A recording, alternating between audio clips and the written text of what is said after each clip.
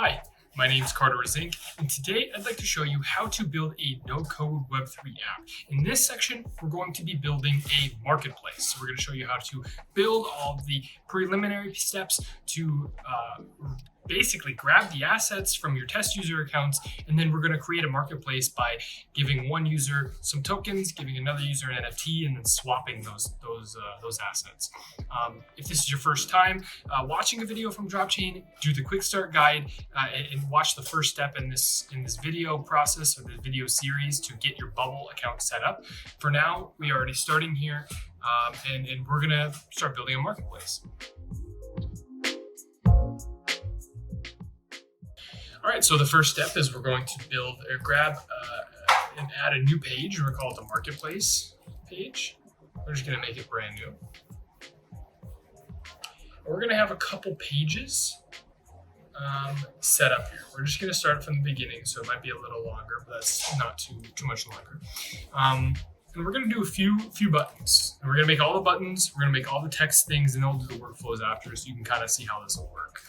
The first thing is we're going to grab test user 1, which is the marketplace assets.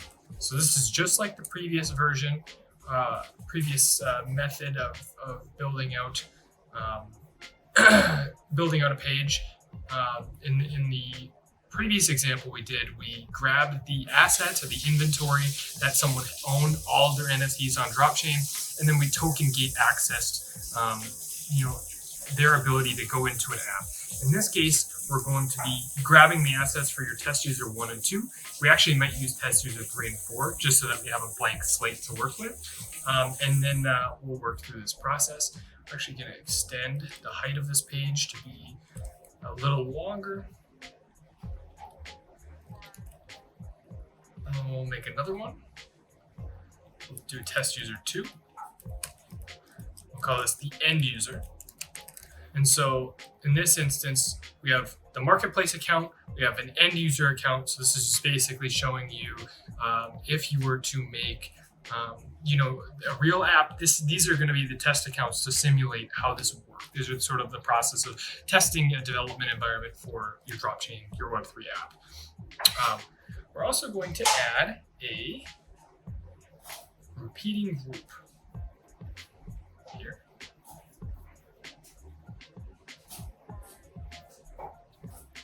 Get another one.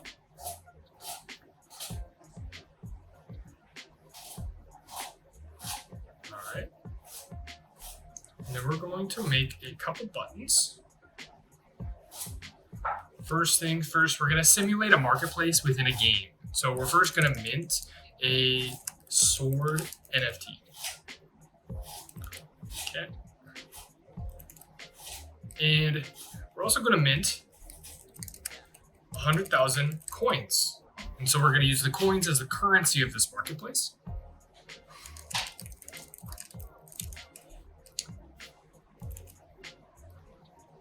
We're also going to do the flow of end user creates an account.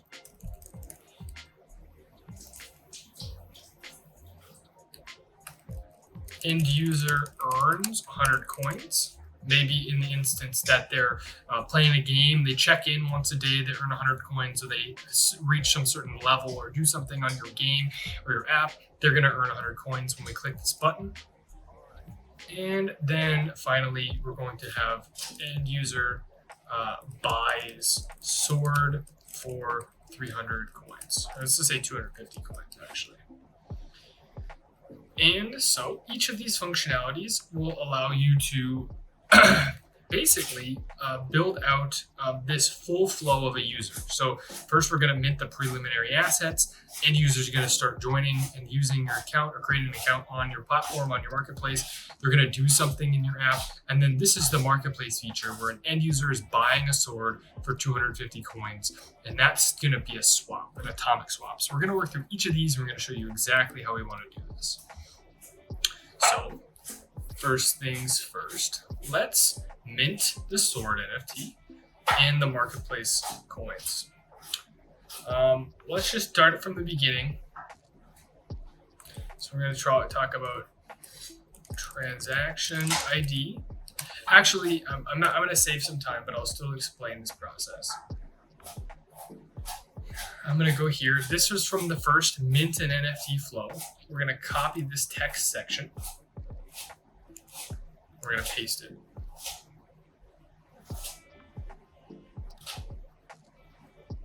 All right. So this section has a couple pieces. First, it has a transaction ID and button. We're going to change the button it's attached to. So we're going to have mint to sort NFT, button mint to sort NFT. We're going to create a custom state on this called transaction ID. It's going to be text. And then we're going to have button mint mint a sword NFT transaction ID. Perfect. Now we're gonna continue doing this. We're gonna copy this and we're gonna attach this to the bottom of that marketplace account. Because we're minting 100 coins to the marketplace account. Mint coins to transaction ID. Oops. We're gonna add that as a text. So basically, we're just making this mint transaction ID. Just makes mint a sword. Oh, I just realized success should have a different one. Success should have yes or no. Format as text, yes or no. So the success is the success.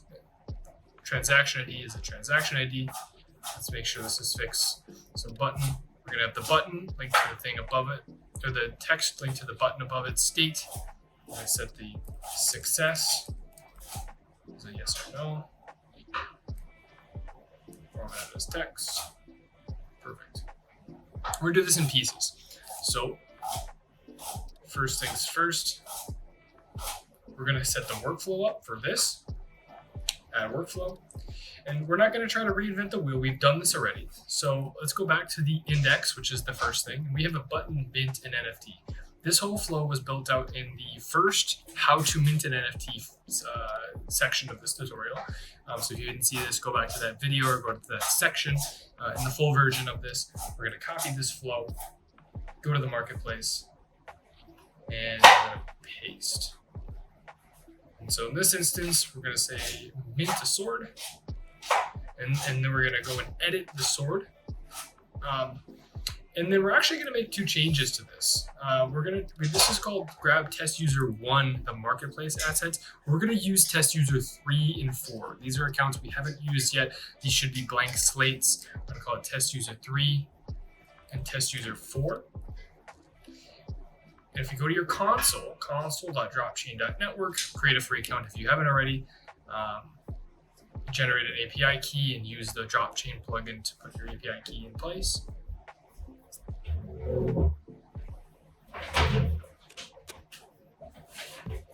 And before we get started, go to the documentation and we're going to add algos to our wallet address. So you click documentation, go to the API quick start, scroll all the way down to get the make your first DropChain API request. Click the Algorand testnet faucet.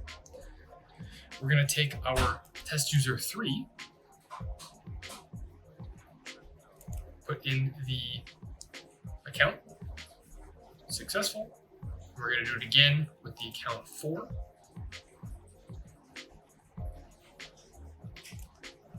Success, cool. So we have sent test user 3 and test user 4, their test algos. And so now we're minting a sword NFT, and we're going to be specific to marketplace account. Or really milk this wallet could also be in place of that. All right, and so we have all these things in place. Now, when we're going to delete this one, when mint a sword is clicked, we're going to do asset mint testnet. We're going to grab the user ID 3 HLS. We're going to put into user 1. We're going to change this. We're just call it like sword bubble sword NFT. We're gonna have 0 decimals again. You can highlight over this, you can see created asset decimals. This is created asset amount. So we're gonna have 10 of them. And then the app ID hasn't changed. We're gonna make sure that this is pointing to the correct thing. So this has to change if we're copying and pasting it in. We're minting sort NFTs, so make sure we're pointing it to the right button for the state. Everything else should be correct. And then we're going to copy this and duplicate it, paste it for minting 100,000 coins. We're going to keep the user ID 1 in this instance that we have here as the account that we are looking at minting to. We're going to change, let's call it coins, bubble coins, coin tokens. We're going to keep the decimals as 0 because maybe you don't want to divide the coins up. We're going to mint 100,000. Everything else should be the same except for the fact that we have to change button mint 100,000 coins. And perfect. All right, so we could mint these now, but before we do mint that, I want to connect these two buttons. And what this is going to do is when you click grab test user 3 marketplace account assets, we want to populate all of the repeating group with each asset information. And so here's what we're going to do. We're first going to index an asset, or rather an account. So it's the exact same process as we did to grab user account information from our previous guide of token gating, except in this instance, we're not trying to token gate, we're just trying to add a workflow to this process that's very similar to token gating. So we're going to index asset indexer for the testnet. We're going to copy our app ID. And in this instance, we're going to grab the test user 3, which is our marketplace user ID. Okay, and then we're going to set the state of an element. In our case, we're actually going to set it to the state of the page, marketplace. We're going to create some custom states here. We're going to go to user 1, asset IDs. This is going to be a number list. And then we do result of step 1, user 1 assets, each item's asset ID. We're going to create another state, which is user 1 asset amounts.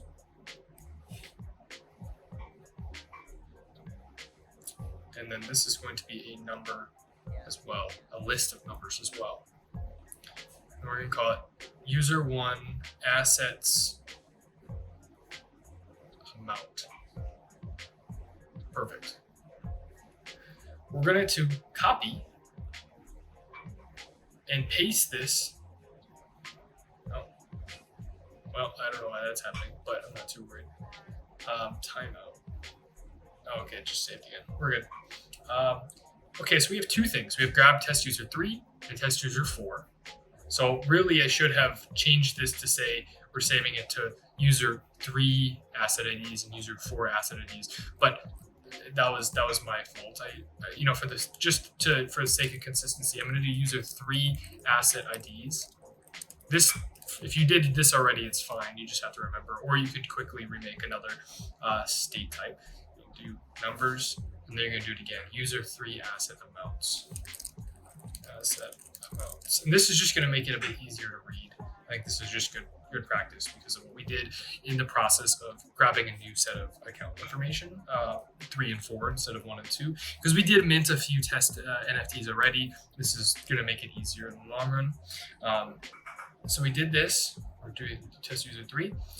We're going to change this, and we're going to point this to grab test user 4 information when when someone clicks this button. We're going to grab test user 4 as the element. And we're going to go to the console and we're going to grab test user 4's user ID. And in place of user 1 user ID, where this was originally test user 3, we're now going to paste it over and it's test user 4. And then finally, we're going to create another one. This is exactly the same except it's user 4 asset IDs. And state type is a list of numbers. Again, user for asset amounts is a list of numbers. Perfect. Now we're going to hook up these pieces. So first of all, we're going to go here. We'll hit types of content. It's going to be text. And then we're going to grab from the page, marketplaces, user 3 asset IDs. Actually, you're going to make it a number at the top because this is what you're not doing. But you will end up embedding a piece of text here. It's really for the sake of simplicity when we're defining this. We're not going to set a fixed number of rows, but we will set a fixed number of columns, and then they'll stack on top of each other. We're going to do the same thing over here. Number, marketplaces, user for asset IDs, this kind. And then within them, we're going to paste a text element. So this is what I meant when I said we're going to have a text element. First things first, we're going to have asset ID, and then we're going to do enter, amount, and then we're going to add dynamic data for each of these. So insert dynamic data. We're going to grab from the element we just added to, or from the state we added to the page, the marketplace page. We're going to have asset ID is user 3 asset IDs. And then we're going to do a little bit of interesting logic to make sure that each element adds one of the first one for unit number 1, the second asset ID for unit number 2, and so on. And so what we're going to do here is we're going to have marketplaces user 3 asset IDs. And we're going to have item number and then current sales index. So this is what it's saying. Here's the marketplace state that we have saved user 3 asset IDs. We're grabbing the number of the item. So in this first one at the top right here, it's 1, it's 2, it's 3, and so on. So if it's 1, we're grabbing the first item according to whatever current cell. This is the first cell. This is the second cell. This is the third cell's index it is. An index is just a way of saying what place in order is it. Is it the first? Is it the third? Is it the last? And that's how you define the index. And we're going to do the same thing, but instead of grabbing the asset IDs, we're going to grab the asset amounts. Again, item numbers, cell index. And there you go. I'm going to change, make sure it's listed exactly the way we need it to be. And we're going to repeat the same thing.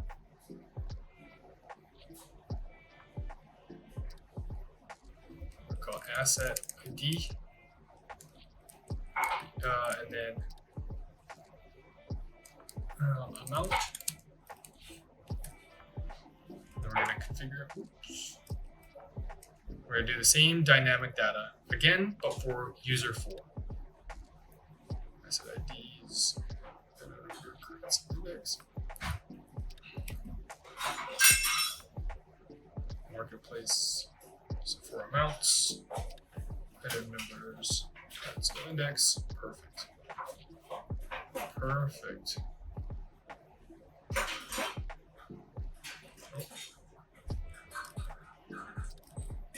I think that should be good.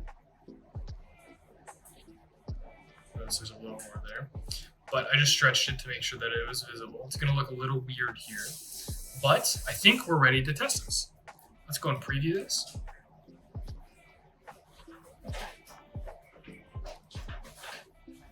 So we're going to first grab test user 3's assets. I may have something here. I don't think I do.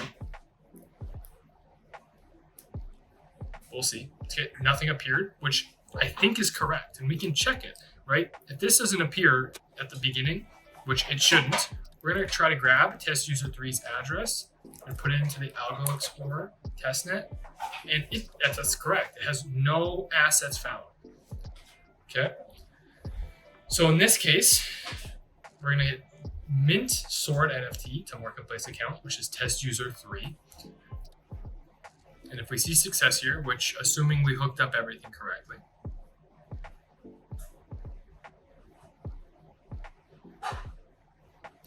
which we did, we can copy this transaction ID, paste it. You can already see there's an extra asset here, 7EXM, we minted asset 499, whatever. Now, if we grab test user 3's asset information, we can see that we have the correct asset ID. It looks like the amount's not set up correctly for whatever reason. So let's take a look at this. User 4. We misclicked it. User 3. It should be user 3 here. Asset amounts. And just to make sure that we're on the same, user 4. Okay. So let's refresh this, and the amount should come in. That was a misclick by me. And just like that, we see the asset ID and the amount 4996937747. 4996937747. Exactly what we expect. Let's mint 100,000 coins to the marketplace account as well.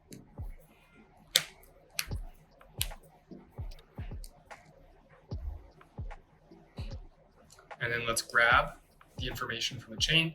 Now it appears, it looks like we didn't hook this up correctly, but it did mint successfully. Okay, cool. And now we can check, grab test user 4's assets. Nothing appears. Let's go and check just to make sure there's nothing in test user account 4. Oh. Exactly right. There should not be anything available, and there isn't. So we're good there.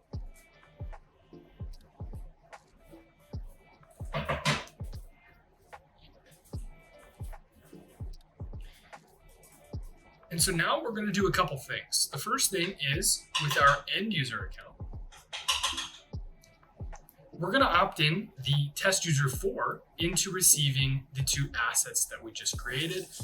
And then we're going to set up a process of someone earning 100 coins every time they click this button.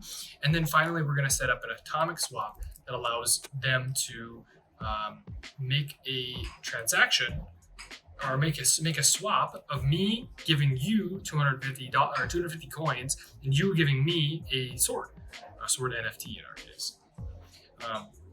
So before we get too far ahead of ourselves, let's just hook up these button states correctly. We're going to say end user creates an account. We're going to create a custom state, transaction ID. Text. Oh, that should be. I'm going to delete that and remake it. Creates an account transaction. Should just be a text. And then end user creates an account. Should be success. State type is text.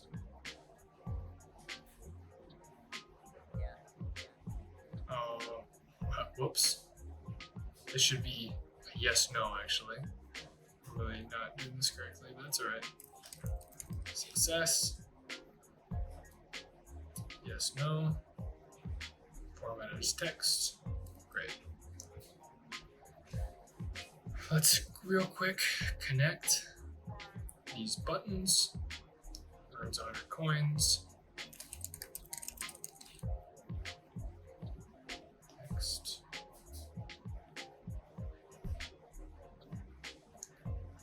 Coins. Success. Yes, no.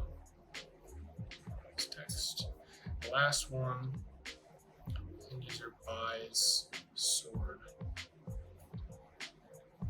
Transaction ID. Text.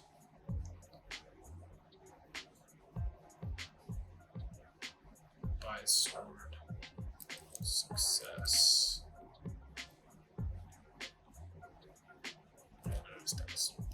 Perfect. All right, so everything is hooked up on the front end, or it should be. I may have messed up something, but at the end of the day, it still will work. So we'll see it on the repeating groups that are used as sort of like an inventory, which you can do as well, right?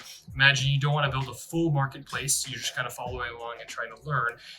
What you can do here is this essentially functions as an inventory. And so if you want to have your own version of coins where you can give out people maybe as like a loyalty point that's tracked on the blockchain, what you can do is you can use this specific asset ID from what you minted and say, I want to track the number of assets, the number of points they own if they have asset ID, whatever in their account. And then you just say, okay, at the top, here's the number of points, grab this number from when we query your blockchain account. And then the number here would be say 100,000 points. And then as it goes down or up, you can render that in real time due to the blockchain infrastructure we have in place. Okay, cool. Now we're going to create a workflow for creating a user account. We're going to go back to the opt-in and send flow, and we're going to copy the opt-in section. This is from an earlier section we just did. This is simply to save time. It's exactly the same as when we mint NFTs or tokens, except we are opting into an account, or whether we're opting in a account to earning certain coins. We're going to say end user creates an account. We're going to delete the one we just made, and we're going to duplicate. We're going to copy and then we're going to paste this asset opt-in twice. And the reason why we're going to copy and paste the asset opt-in twice is because we want both of these coins that we just made, these assets rather, to exist within every user who signs up and creates a new account. So in this instance, we're going to copy the first thing, which is the sword. If you had 100 NFTs, you'd opt in all 100, or rather, you can do it as they can have the chance to earn them. In our case, we're just going to do it right at the beginning because we only have 2. So the first thing is, I want to paste this one there. And then the second one, we're going to copy. We're going to paste this one there. And in our case, we have hard-coded user 4 to be the test user, end user account. And so we're going to make sure that user 1 is our user 4. User 1 UID is user 4 from our console. Cool. So we have done this correctly. And this is just going to grab the test opt-in from just the end user creates an account. This is just going to grab the action from this second opt-in. So this first one won't be rendered in our backend. Probably not the best practice, but for your case, when I'm just kind of walking through this to show you how to do it, it'll be all right, and we'll still get through the gist of it. And I'm not too worried in this case. So we have the end user creates an account. We're also going to do end user earns 100 coins. And so in this instance, it's just going to be the same thing as sending an asset or an NFT from one user to another. So we're going to copy that from the opt-in and send section we had earlier, which would be a different video if you're watching this all in one, or earlier in the video if you're watching this as sort of a long form version of this, a full guide. And then we want to go to the marketplace one, and we're going to paste the process of earning 100 coins. And so what's our coins asset? It is this asset ID, the one with the 100,000 here. We're going to change the asset ID. The sender is going to be test user 3, which is our marketplace account. And the sender is always user 1 user ID. That's always the account that's sending and executing the transaction. And then the receiver account, in our case, is test user 4, who is going to be earning the 100 coins. We're going to make sure that that asset 1 amount is 100 because we're sending 100 coins. App stays the same. Bubble test transaction, we can change this to bubble coin earning transaction maybe.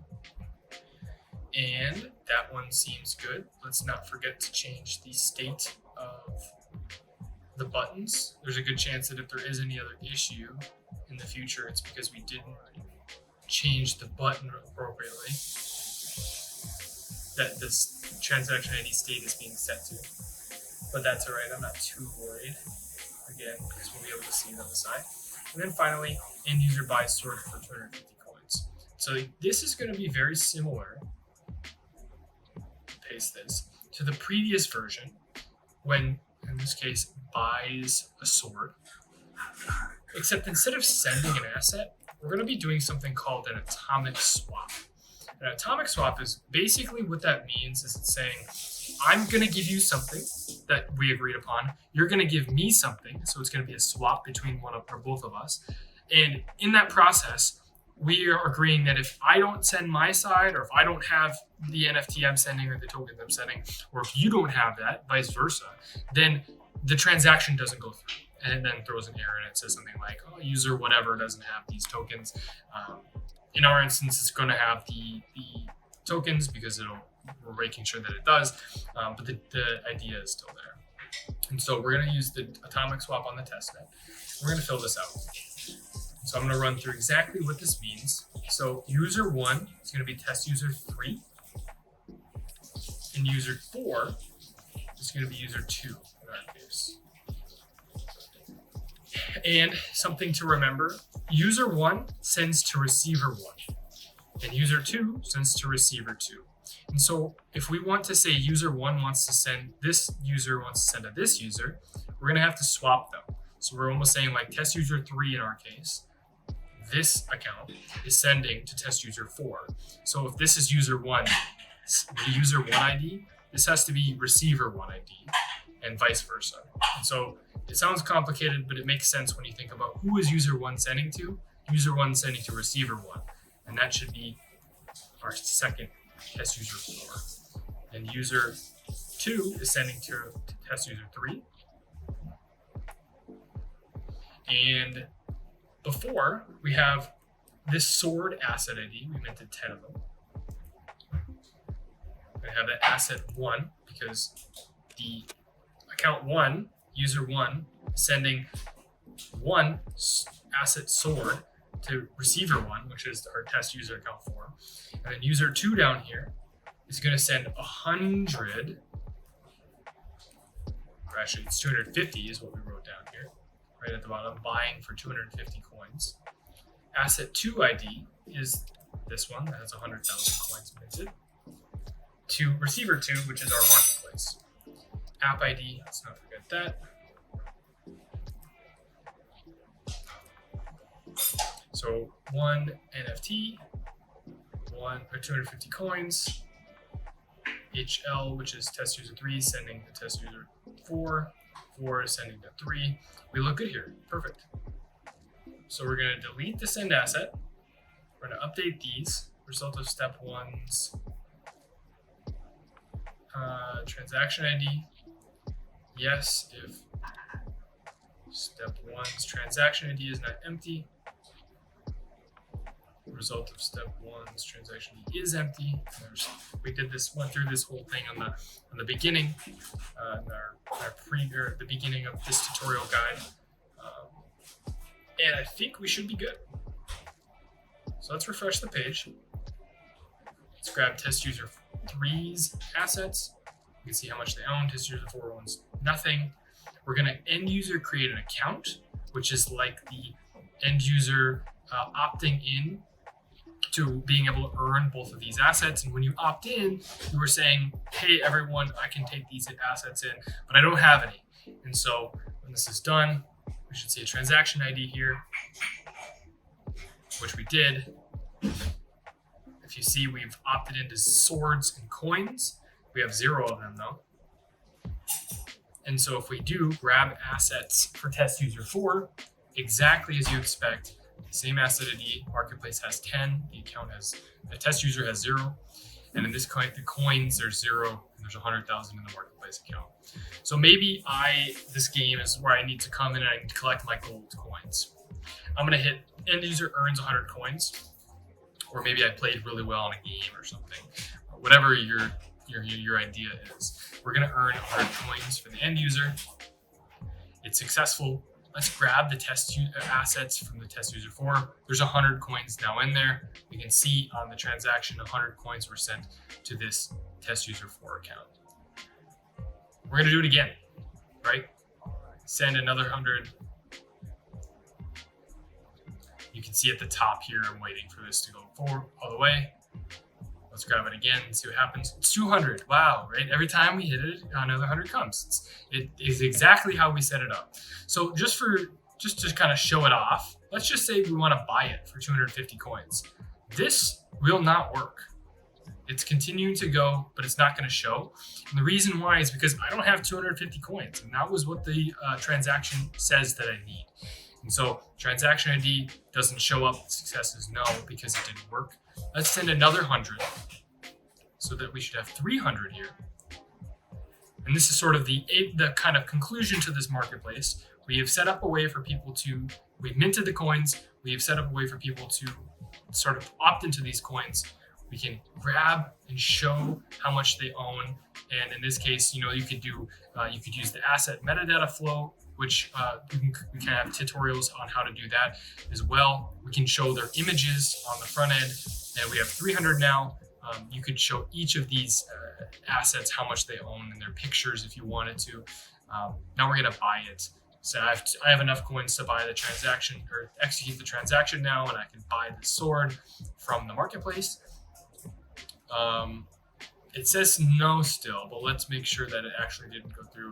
It was just, I forgot to hook this up somewhere, but you can see this is the same idea throughout the whole thing. I now have one sword NFT and I have 50 coins left, which makes total sense. We had 300 coins originally. We bought something for 250.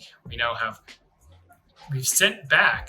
I wish I would have updated this side, because this would have gone down by 100 every time we sent it over. But as you can see, now we have one NFT in the end user account. We have 9 remaining in here. And this essentially is your full no-code Web3 marketplace powered by DropChain with Bubble. You can build this as crazy as you want. You can build it as simple as you want, but we've just showed you from start to finish, from minting your first NFT to sending it, rendering the NFTs that they own or tokens they own on our marketplace, and then exchanging to a swap, exactly how you can build your first no-code Web3 app, your whole no-code Web3 app or your marketplace using DropChain.